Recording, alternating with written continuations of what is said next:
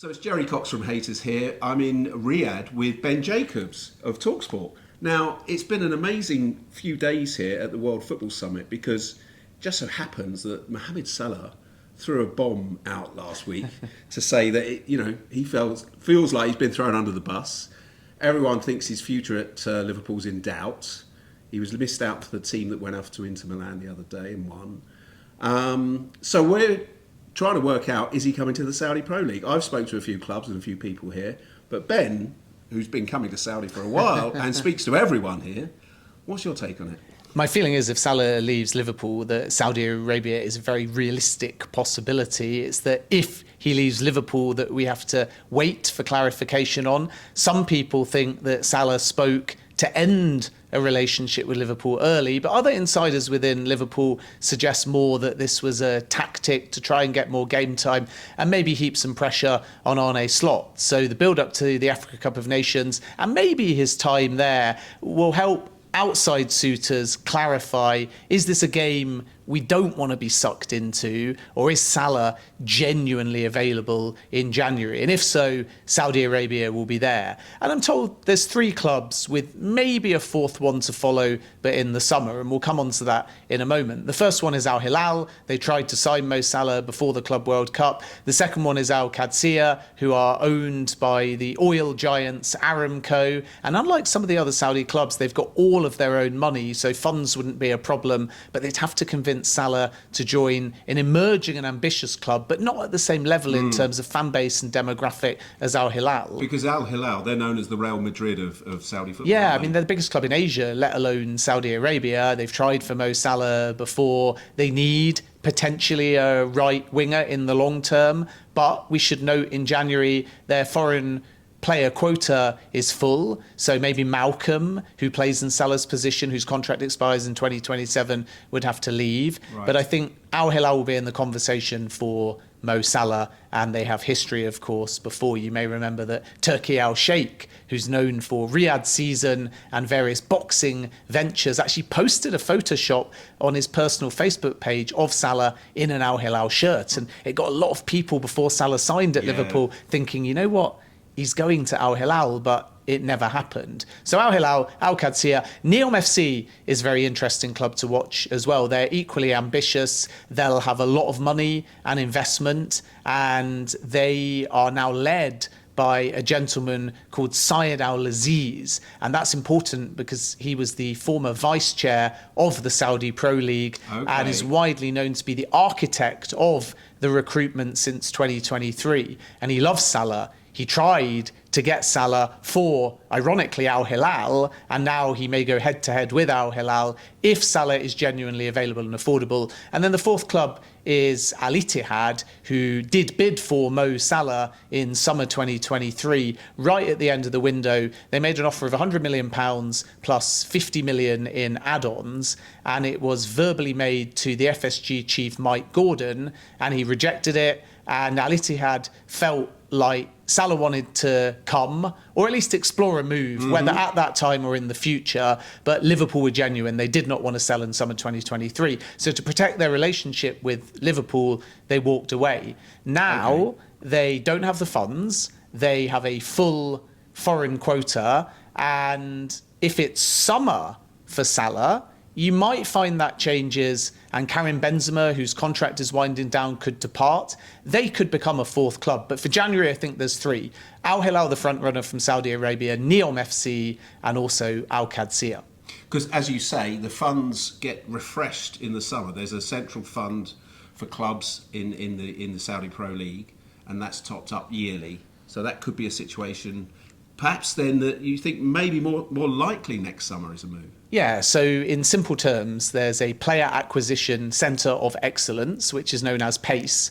And for those outside of Saudi, it means there's a central pot of money, roughly 2 billion euros, that gets allocated between the clubs, but is not split equally. And even if the clubs are private in Saudi Arabia, they are entitled to a share of that money. And the recruitment is led by the sporting director of the Saudi Pro League, Michael Emenalo, who used to be at Chelsea. Over the summer, that money is allocated and in many cases spent. And it sounds like a big number that you'd never need, But this is not just transfer fees. It's wages, it's agent fees, and it's the transfer fees. So it can go very quickly. And Mo Salah's not going cheaply, is he? No, I mean, Mo Salah could be Cristiano Ronaldo type money, which means if you signed a 3-year contract or more, you need to show an investment on the player side of potentially 600 million euros if it gets as high as Cristiano Ronaldo. And then Liverpool would, of course, expect a transfer fee as well. So the player money from the Ministry of Sport has been allocated.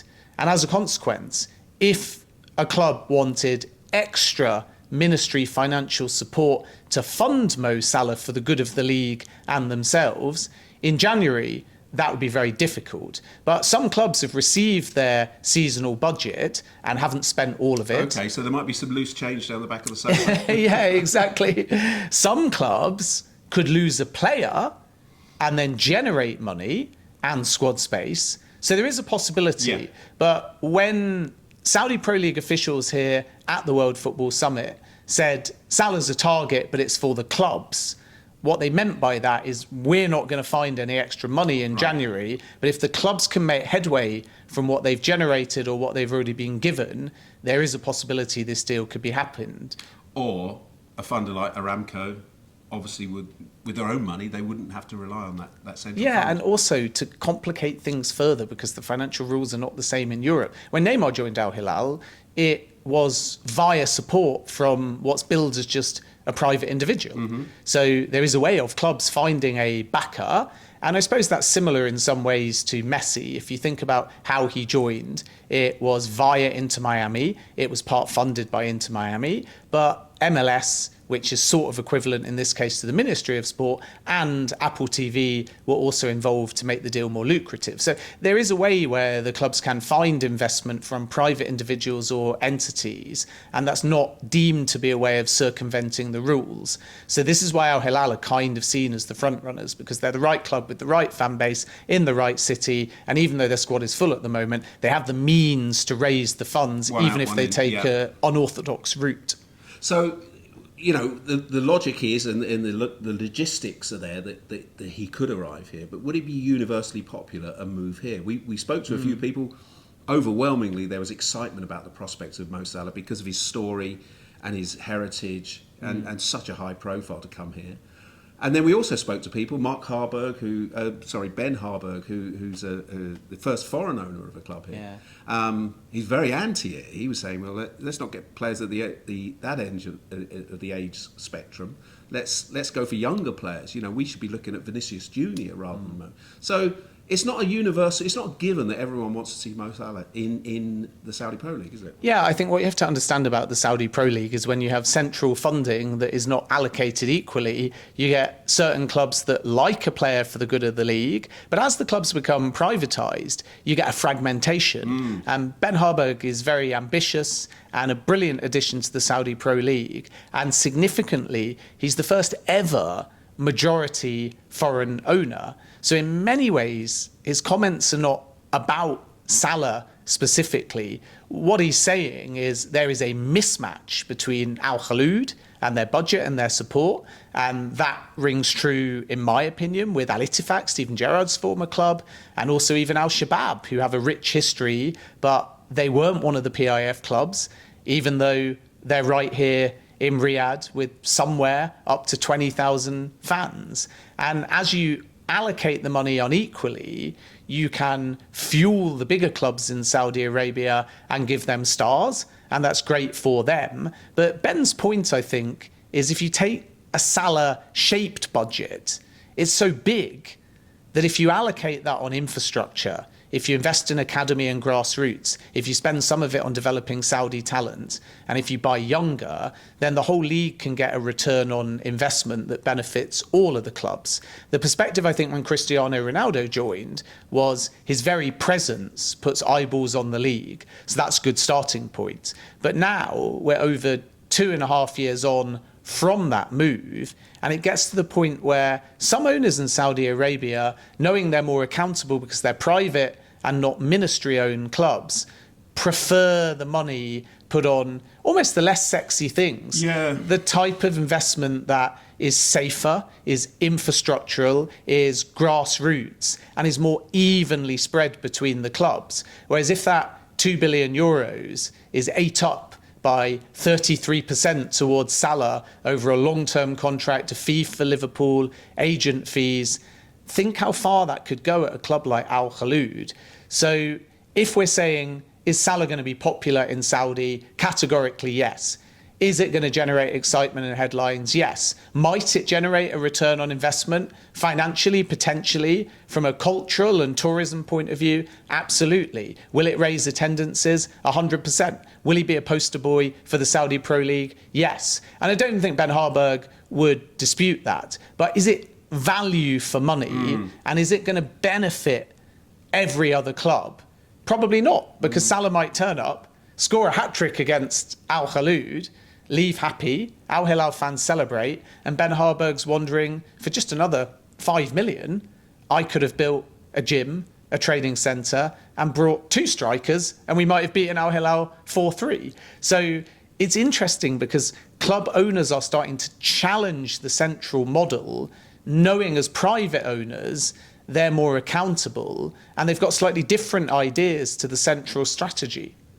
Well, and it's interesting because at this moment, today is a year to the day that Saudi Arabia was awarded the World Cup for 2034. So a lot of what we've been hearing about this week from a lot of business, football businesses, clubs and federations all gathered here, 2,500 people, I think, wasn't it, at the World Football Summit. So there's a lot of exploration of what Saudi football is going to look like over the next few years.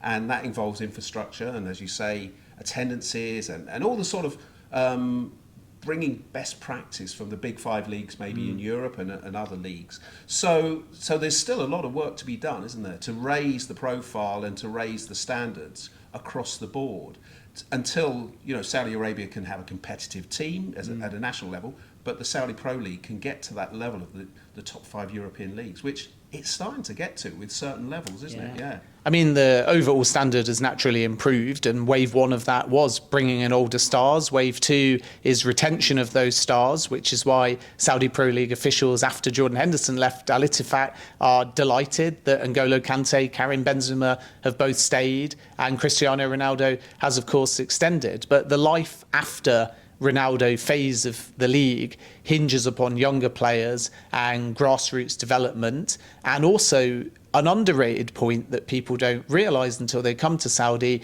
which is the Saudi Pro League wants to be a two-way market. So in an ideal world, sending young Saudi players to Europe and having them develop there, maybe bringing them back, but also selling players. So instead of it being about older names come and it might be their last club in Saudi Arabia, deal makers like the idea of having someone that's 23 or under. They do 2-3 years here, they're sold on, and there's a tangible financial return in investment. And in the last window, we saw that in a few instances. Gabri Veiga leaving Saudi Arabia for Porto and a profit being turned. Iki Fernandez making Al Qadsiya something in the region of 20 million euros, even though he hadn't been at the football club for very long. So Saudi Pro League officials have got no shame in losing a player just because they get a big club in Europe coming back for them, because that shows that the value of any player, foreign or Saudi,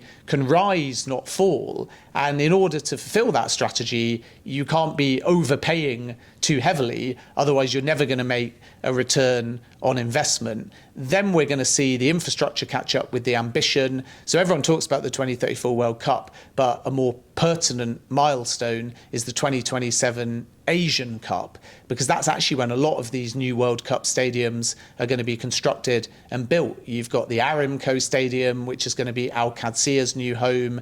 You've got the very unique high-rise stadium in the super city of Neom. Other redevelopments are taking place of existing infrastructure. And that's the big thing that's missing, because when these stars rock up, they've got the money, they have the lifestyle, great climate. There are some adaptations needed to things like language in the dressing room for some, culture, training times, games kick off late and all of that. And it can be difficult. I think Ivan Toney struggled to begin with because he was going from morning training to evening training, from 3 o'clock kickoffs at a weekend to 9 o'clock kickoffs, away games he wouldn't get back till 2 in the morning.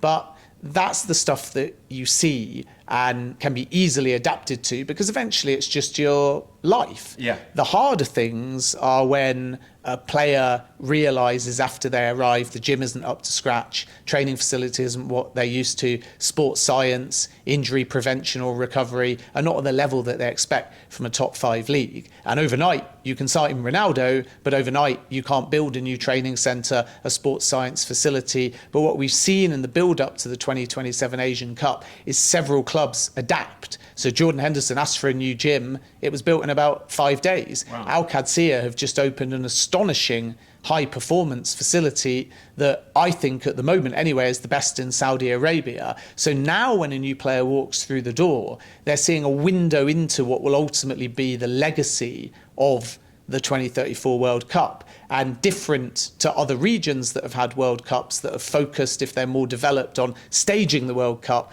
and then having an after effect. Yeah. Saudi Arabia's legacy will almost be a pre-legacy, because what they're trying to do is get a lot of the infrastructure in place early, potentially 5 to 7 years before the World Cup starts.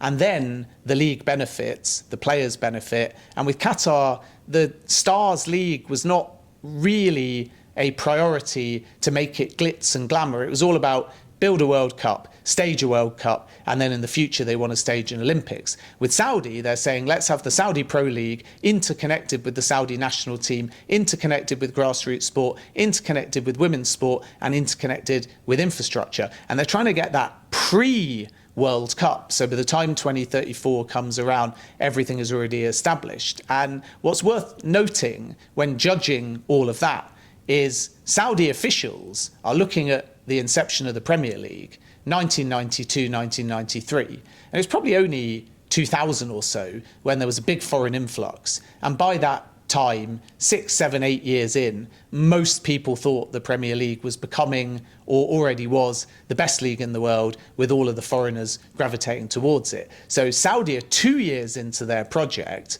and they believe they can move a bit faster than the Premier League's growth, but they're not expecting all of this to happen overnight. So 2027 is juncture number 1 for infrastructure. 2030, the same year as the Vision 2030, is juncture number 2, because that's when the sports strategy is supposed to be realised at government level. And then, of course, the third window to judge this league on is ultimately 2034, when the World Cup comes to Saudi Arabia. And of course, before that, we've got a World Cup in North America next summer. We saw what the Saudi Arabian team could do last time. Yeah. Last time they were in North America, they beat Belgium, 94, which was my first World Cup, and I remember them winning there. And I was there in Qatar when they beat Argentina last season. So last World Cup. So there's a lot of expectation here that they can maybe pull off a shock. They've got Spain, Uruguay, and Cape Verde. They can get out of that group, really, can't they? And could they go a little further? I think so. Expanded World Cup as well. You don't necessarily need to do that much to get out of the group, and there's high expectations. Obviously, there's 2 concurrent strategies. One is Saudi now, and one is basically teenagers that they think are going to be ready for the 2034 World Cup. So we can't read that much into this generation of Saudi players, but there's always a Saudi story, usually around a major tournament. I mean, you mentioned Belgium and that World Cup. Omar Almiron scored one of the greatest ever goals, Saudi goals, running through an entire defence. And then, as you allude to, they beat Argentina, who go and win it in Qatar. And I think by being here in Saudi Arabia, you see instantly the football culture and the passion. And you go to a game, Jeddah Derby, 75,000 people. And what they do, which is very different to Europe, it would be unthinkable in England, is because they share a national team stadium or a club stadium, and some of the teams even have 2,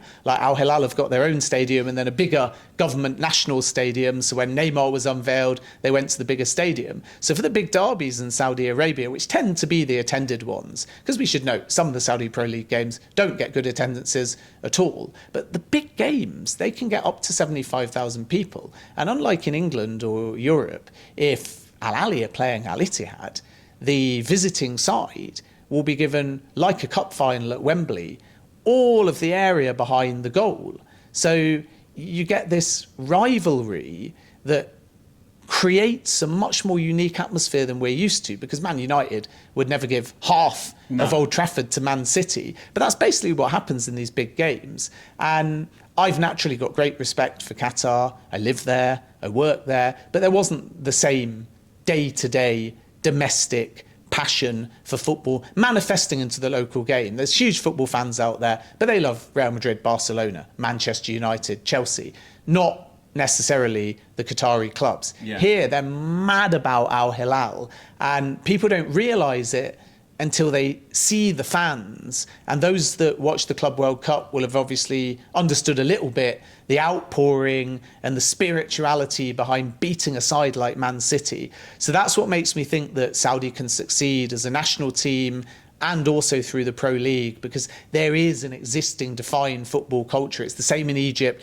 it's the same in Morocco. Saudi's kind of like that. And with a young population, football is the number one sport, and an ever-improving infrastructure, I think Saudi Arabia at national tournaments will be ones to watch. It probably won't start with this World Cup. They can get out the group. Maybe they can get to a quarter-final. I don't think further than that. But Hervé Renard's come in off the back of Roberto Mancini, not really succeeding, and is filling a bit of a limbo in some ways, because he's very well respected. He's done an excellent job. He's very capable, as we've seen in the past, of taking sides quite far at World Cups. But I sense that after this World Cup, for the centenary edition and for 2034, that Saudi will start thinking, who do we want in charge? Who can actually get us to the point where we can get to a semi-final or even win it? We can follow in the path of a story like Morocco. And this is where Saudi sources have said for quite some time they've got two names in the long run that they're looking for 2030 and or 2034. One is Pep Guardiola and the other is Jose Mourinho. Wow. So two big names. Yeah, two of the biggest names you can imagine. So you've just mentioned Morocco there. It's AFCON, African Cup of Nations, starts just over a week's time. And obviously Mohamed Salah will be going with Egypt with high hopes. So the big question is, will he be coming back? Going back to our beginning. Is it beyond repair, the situation at Liverpool? Because, you know, it's a calculated risk, as you say, to come out with such a bold statement and to know the ramifications of it. Do you think that there'll be that bit of breathing space while he's away in Morocco that will give time for the dust to settle and maybe a little bit of reintegration until the summer, as you say? Yeah, we'll understand over AFCON, as you rightly say, with a bit of distance between the parties, if Salah's intent was to set off a bomb in order to put pressure on Arne Slot and get more minutes, or if it was Cristiano style, like he did with his interview with Piers Morgan, to end his time at Liverpool. And unlike Ronaldo, who pre-decided I'm done, and the interview was sort of just to underline that, Mo Salah, when he's spoken in the past, which is probably a better comparison than Ronaldo's interview, has actually spun comments to get something. Yeah. So he said he was more out than in. Month or so later, signed a new deal. This interview is more explosive and detailed. And the honest truth is, as we try and report on this, at this stage, only Mo Salah probably knows his exact intent. So I would say the ball is in Salah's court. Liverpool are not, to my knowledge, going to punish Salah further. The exclusion is seen by sources as short-term, and Liverpool are waiting. And Salah either has to come to Liverpool and say, I genuinely want to leave, these are the offers on the table, and then Liverpool would have to engage in some capacity, or Salah is going to do nothing during AFCON, and then perhaps this was all about sending a message to Liverpool that he wants to continue to be their most important player. So we probably won't know the true context and meaning of Salah's comments until after AFCON pass. And this is why Saudi deal makers and, to an extent, MLS teams, San Diego kind of downplay their interest, but their owner is British Egyptian. Chicago Fire made an offer to Mo Salah before he signed in April, so they can't be discounted. Even Inter Miami could come into the conversation as well. But clubs are cautious because they want Salah, but they don't want to be sucked into a game between Salah and Liverpool. So Liverpool have been quite smart, because what they've done is said, we're not going to engage, we're not going to aggravate the situation further, we're not going to punish Salah, we're not going to speak out on it and issue a statement, we're just going to let the dust settle. And then Salah's true colours will show, because he's either going to come back and say, okay, it was an emotional outburst, I want to at least see out the season, or he's going to say that he wants to leave. And my feeling from sources is if Salah goes to Liverpool and says, I want to leave, Liverpool will accept the situation is untenable. If Salah does nothing, Liverpool's intent is Salah sees out his entire contract until summer 2027. But of course, the halfway house is they find a way of getting the season over, they find a way of recouping their form, they find a way of Salah getting back to his best, and they find a way of giving Salah a proper goodbye. Liverpool get their fee in summer 2026 after the World Cup, and Saudi potentially get their man. So that feels like a middle ground that could happen. So right now, I would say 50-50 of a January exit, with Liverpool and clubs waiting to see what Salah's true intent is, and maybe leaning towards 70-30 that a summer exit to Saudi could be possible. And then in terms of good succession planning, Liverpool obviously need to be thinking ahead. Could there be a wide player who's taken the Premier League by storm, who scored a couple of goals against them early in the season, one outstanding goal the opening day, Antoine Semenyo?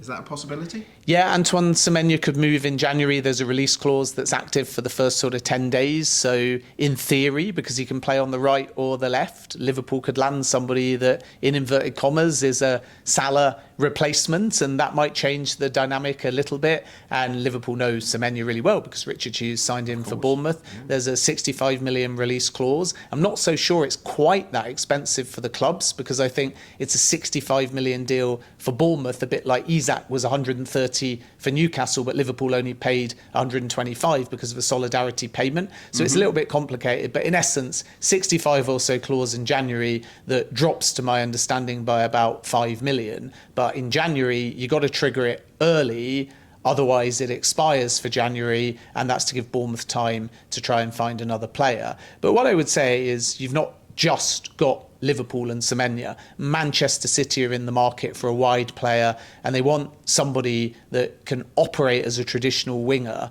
but has the output of a forward. And Pep Guardiola, I'm told, feels like Savinho, Jeremy Doku, Oscar Bob, incredible wingers, but they are wingers. And he wants one to come in who will actually give more output to alleviate a little bit of the pressure on Erling Haaland and can contribute with double figures a season in goals. So they could be one to watch. Spurs are serious about Semenyo. Manchester United and Spurs bid for Semenyo over the summer, and although Manchester United are not front runners, they've not totally ended their interest in Semenyo, but I think Manchester United and Arsenal would probably prefer to do that deal in the summer, and they may not have a choice if somebody else triggers the clause. And then whether they enter the fray in January remains to be seen, because it's a big outlay for Manchester United. They could make it work, but they'd be moving forward summer budget. And for Arsenal, obviously, whether he plays on the right or the left, you've got Saka, Madueke, you've got Trossard, Martinelli. Madueke can switch sides, and even Eze can float out the left-hand side. So I think Arsenal would need an outgoing, and I doubt that with Trossard and Martinelli, that's going to happen in January. And then the last point I'd make, which I think is quite crucial in all of this, is just because Semenyo in a hypothetical ended up at Liverpool, that doesn't necessarily mean that Salah is definitively leaving. Maybe Salah looks at it and says there's another player there. Dominic Szoboszlai's already been given time on the right-hand side because he offers more defensive qualities. Perhaps Salah would see that as Liverpool replacing him and push to leave. But from Liverpool's perspective, and this is key, they like to replace before the player goes. Yeah. So if Liverpool got Semenyo in January, they would no doubt welcome Salah staying. So if you think of their strategy, Mamadashvili's come in, Alisson is still there. Kirkus has come in, Andy Robertson is still there. If Semenyo came in, Liverpool's preference would still be Salah is still there. And then slowly you integrate the new names and the younger names and phase out the other ones. Whether Salah stands for that remains to be seen. So if you're a Saudi club and Semenyo was to sign for Liverpool, you're thinking, great, Salah's gone in January, but Liverpool may have a slightly different perspective. Yeah, okay. So, listen, it's all happening. And you've got a little bit of downtime But the transfer window starts next to no time, so you're going to be busy, aren't you? Yeah, I mean, it won't be as crazy as last summer, maybe famous last words. I think Harry Kane has got a release clause in January that if you want him in the summer, you have to trigger it in January, but Kane is intimating he doesn't want to move. Semenyo could go, but it probably won't be that surprising because it has to happen early in the window. So I'm sure we'll get a few twists and turns. Man United might choose to escalate the pursuit of a midfielder in January rather than the summer.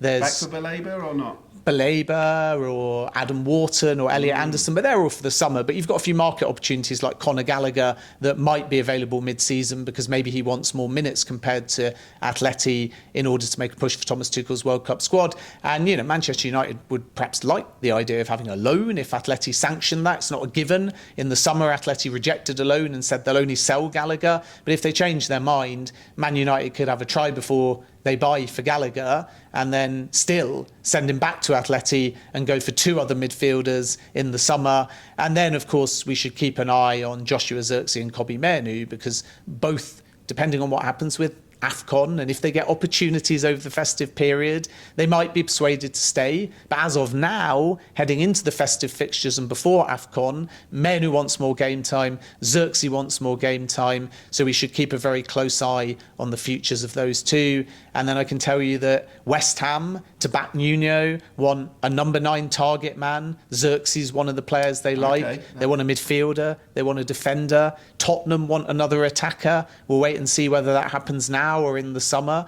But January is a seller's market and you either have to overpay or you have to convince players that maybe would prefer to wait until after the World Cup to make a move mid-season, which can be quite unsettling. So Elliot Anderson could be given the best offer in the world. Mark Gahey, who of course will be a free agent in the summer, is going to be heavily linked with Liverpool and other clubs. But maybe those two players say, in the summer we can take our pick of clubs. Why move mid-season when they're both playing well and they're both likely to be integral parts of Thomas Tuchel's squad? Yeah, so lots to come. Keep watching this space and we'll be back with Ben. Let's say middle of January, see how it's working out, shall we? Depends how exhausted I am, depends how hard I have to work, but always a pleasure coming on. Pleasure to have you. Thanks for your time. Thanks a lot.